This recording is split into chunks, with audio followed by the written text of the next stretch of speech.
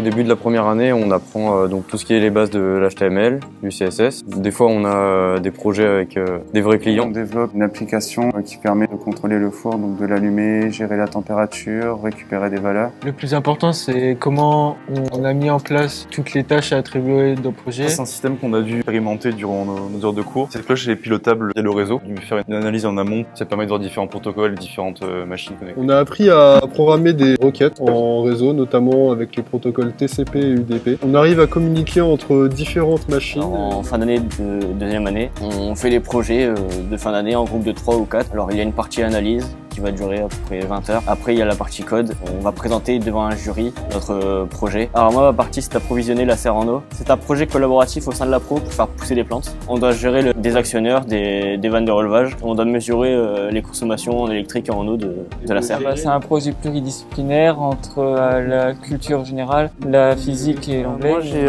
créé un site qui permettait de mettre des tutoriels ou des projets sur le site.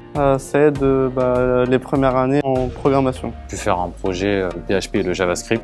C'est une application de vote de manga. C'est un projet jeu vidéo qui sera mis en place pour la Saint-Joseph de cette année. On était toute la classe sur le projet, chacun réuni par groupe de 2 sur différentes parties du projet général. J'ai fait un bac STI 2D. Le BTS SN, c'était la suite logique. Rien qu'avec la première année, on peut se débrouiller tout seul pour faire une petite application sympa. J'ai eu aussi des projets avec des clients. C'était quelque chose d'assez enrichissant parce que c'était la première fois où je faisais un projet. Je viens de bac professionnel système numérique.